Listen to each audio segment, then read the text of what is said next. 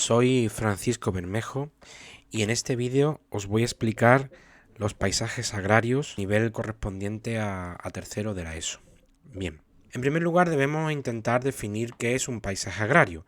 Un paisaje agrario es el medio físico sobre el que se desarrollan las actividades del sector primario, es decir, todo aquello que podemos ver en los lugares que están alrededor de nuestros pueblos, de nuestras ciudades, las parcelas, los cortijos, es decir, los cultivos que podemos observar, y en ese paisaje agrario vamos a encontrar diversos elementos que van a unar tanto factores físicos como factores humanos que ya hemos estudiado anteriormente. ¿Cuáles son los elementos que componen los paisajes agrarios? Bueno, pues podemos decir que hay 6 elementos fundamentales. Por un lado están las parcelas, que son, podríamos decir que es la unidad básica, digamos, en la que se divide el paisaje agrario. Después vamos a encontrar los distintos tipos de producción, que vamos a encontrar 3 tipos de producción, ahora los veremos. Los sistemas de cultivo, por otra parte, que también se organizan, se subdividen en 3, podríamos decir 3 subtipos. Los sistemas de propiedad y tenencia de la tierra, que también podemos encontrar 2 tipos diferentes. Y finalmente el hábitat, tanto concentrado como disperso. Y por otra parte todo el espacio organizado donde aparecen una serie de elementos, accesos, caminos que hacen, digamos, habitable y hacen que se pueda explotar el paisaje agrario. Vamos a empezar primero por las parcelas. Como ya hemos dicho antes, las parcelas son la unidad básica de explotación agraria y las parcelas se van a clasificar de 3 maneras distintas. Por un lado, encontramos parcelas según su tamaño. Según el tamaño, hay unas parcelas que son llamadas latifundio, es decir, parcelas de gran tamaño, o también llamadas gran propiedad, y después tenemos las parcelas que se denominan minifundios o también llamadas parcelas de pequeña propiedad.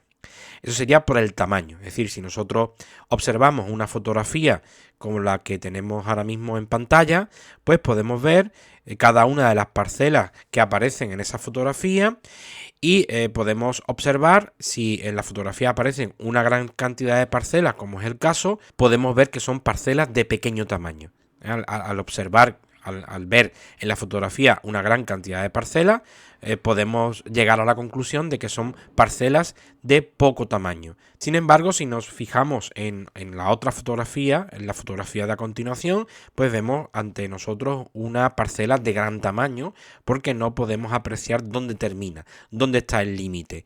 Con lo cual, aquí podemos ver en estas dos fotografías la diferencia fundamental entre lo que es el minifundio y el latifundio.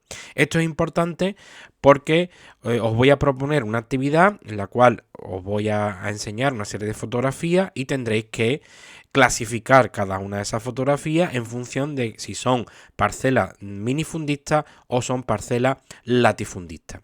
Esto en cuanto al tamaño de la propiedad, al tamaño de la parcela. Las parcelas, por tanto, pueden ser grandes, gran propiedad, latifundio o, sin embargo, minifundio, propiedades de pequeño tamaño. En cuanto a la forma que tienen, si es una forma más parecida a figuras geométricas o formas de carácter irregular, tenemos también 2 ejemplos que vamos a ver ahora en pantalla, que son las parcelas de carácter regular y las de carácter irregular. Es decir, las de carácter regular son aquellas parcelas en las que vemos que, o intuimos de alguna manera, porque claro, las fotos que os voy a mostrar pues no son fotos, son fotos aéreas, pero no son fotos en las que se ve el campo desde una perspectiva que se llama cenital, es decir, una perspectiva desde la parte de arriba, sino que son fotos que tienen una ligera inclinación, con lo cual debemos percibir, intuir que esas parcelas tienen una forma rectangular, una forma cuadrada, es decir, una forma geométrica cercana a la perfección. Eso en cuanto a las parcelas regulares. Como podéis ver en la siguiente foto, pues nos muestran unas parcelas donde hay espacios rectangulares, espacios cuadrados o predomina la forma geométrica perfecta. Sin embargo, en las parcelas que os muestro a continuación, vemos sin embargo que esas parcelas son de carácter irregular, es decir, son parcelas en las cuales las formas geométricas no son perfectas, sino que hay entrante, hay saliente, hay terrazas, con lo cual ese aprovechamiento agrario no se ha hecho sobre una división perfectamente horizontal, son una división geométrica perfecta, sino que ha ido cambiando a lo largo del tiempo o se ha ido adaptando a las formas del relieve. Es muy típico en los paisajes agrarios que están localizados en lugares montañosos, sin embargo, en lugares donde predomina la llanura, pues vemos una parcela de carácter latifundista, una parcela grande, y además vemos que no hay una irregularidad, ¿no? O percibimos que probablemente esa parcela tenga un carácter regular o lo intuimos de alguna manera. Y finalmente, según los límites, podemos encontrar también dos tipos de parcelas: aquellas parcelas que se denominan campos abiertos u open field y las parcelas que se denominan campos cerrados o bocage. Es decir, estas parcelas, las parcelas cerradas, son aquellas en las cuales cada parcela está separada de otra por algún tipo de obstáculo, que pueden ser setos, que pueden ser muros, que pueden ser una hilera de árboles. Es decir, hay algún obstáculo. Pasamos a explicar el siguiente elemento del paisaje agrario, que serían los tipos de producción. En cuanto a los tipos de producción, podemos encontrar fundamentalmente tres tipos de paisaje agrario. Por una parte, aquel paisaje agrario que es fundamentalmente agrícola. ¿Esto qué quiere decir? Pues que en él se cultivan cultivos herbáceos, que normalmente se orientan a la alimentación del ganado, arbustivos o de carácter mixto, en el que se combinan por una parte arbustos, árboles y a la vez cultivos herbáceos. Por otro lado están aquellos que se orientan fundamentalmente a la cría del ganado, es decir, de carácter pastoril. Y finalmente aquellas parcelas que tienen una función fundamentalmente forestal, como sería el caso, por ejemplo, de un paisaje tipo dehesa como el que podemos observar en esta fotografía y que es muy típico de las zonas de la Sierra Norte de Huelva, o también la podemos encontrar en la Sierra Norte de Sevilla o en la de Córdoba. El tercer elemento que podemos encontrar en los paisajes agrarios son los llamados sistemas de cultivo. Con esta tabla que os coloco en la imagen podemos ver un resumen bastante adecuado de cuáles son los sistemas de cultivo que podemos encontrar en el mundo, ¿no? O los más importantes por lo menos. En primer lugar, se pueden clasificar según el número de productos cultivados, con una división muy sencilla y que la vais a entender muy fácilmente con las fotos que os voy a poner. Por un lado tenemos lo que se denomina el policultivo y por otro lado lo que se denomina el monocultivo, que es muy sencillo. Es decir, el policultivo es un tipo de cultivo en el que vamos a encontrar varios tipos de productos en una misma parcela, como podéis observar en la foto, distintos productos que se combinan en una misma parcela, de carácter hortofrutícola, de carácter arbóreo, y por otro lado sería el monocultivo. El monocultivo es el que suele predominar en el paisaje agrario andaluz. Y podemos encontrar cereales, girasol, algodón, olivar. Entonces es el cultivo de un solo producto. Es decir, tú en una parcela solamente tienes un producto, nada más. Si pasamos a la siguiente división, a la siguiente forma de explotación, pues según el agua, según la utilización del agua más concretamente.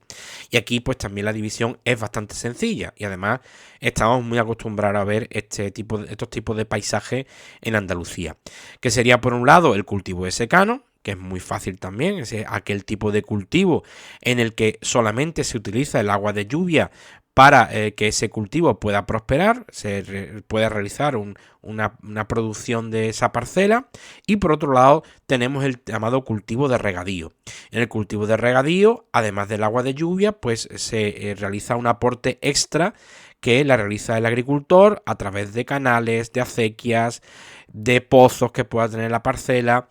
Por último, como última división de los sistemas de cultivo, las formas de explotación, pues aquí tendríamos por un lado la agricultura intensiva, que es propia además, ya lo veremos más adelante, de la agricultura de mercado, y por otro lado tendríamos la denominada agricultura extensiva. ¿Cuáles son las características de la agricultura intensiva y de la agricultura extensiva? Bueno, pues la agricultura intensiva es una agricultura basada fundamentalmente en la abundante producción, es decir, es un espacio pequeño normalmente, pero que tiene una alta productividad. Tenemos numerosos ejemplos en Andalucía.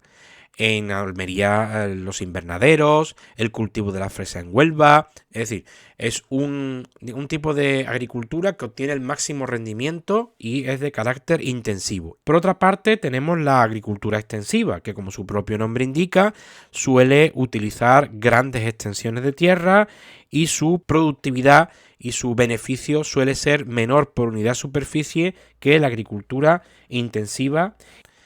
Bien, vamos a explicar ahora el cuarto elemento que constituyen los paisajes agrarios, que sería la propiedad y tenencia de la tierra, que en este caso podríamos hacer una división entre aquella tierra que es explotada directamente por el propietario. Es decir, el propietario se encarga de explotarla de manera directa y en ella podríamos distinguir unos tres tipos, ¿no? Por un lado, las llamadas propiedades públicas, que pertenecen al Estado, pertenecen a los ayuntamientos o a otros organismos públicos. Después tendríamos las privadas, que pertenecen a una persona o entidad individual y que son normalmente las más frecuentes, es decir, la mayor parte de la tierra en Andalucía y en España está en manos de personas privadas o de familias y son explotadas de manera directa. Y finalmente aquellas que son de carácter colectivo, es decir, que pertenecen a varios individuos. Y en este caso, por ejemplo, también encontramos que muchas cooperativas pueden tener tierras de carácter colectivo y pertenecen a los cooperativistas. Después tenemos la otra división, en la cual tenemos un dueño de la tierra, una persona que es dueña de una explotación, de una parcela o de varias parcelas, pero que cede su aprovechamiento a otra persona, evidentemente a cambio de un beneficio económico. Es decir, la gente no arrienda o no alquila su tierra a cambio de nada, y para obtener un cierto beneficio económico es alquilar esas tierras, lo que se denomina arrendar esas tierras. Y en este caso hay una doble manera de hacerlo, por simplificarlo mucho, ¿no? Para que lo entendáis. Por un lado está lo que se llama el arrendamiento, en la cual el dueño de la tierra lo que hace es alquilar esa tierra. Se establece un contrato en función del cual la persona que ha alquilado esa tierra, que la ha arrendado, le va a pagar una renta en dinero al propietario. Una renta que se establece en función de digamos, el tamaño de la parcela, si es una parcela de regadío, una parcela de secano, la lejanía o cercanía al pueblo. Es decir, hay una serie de factores que van a condicionar el precio del arrendamiento.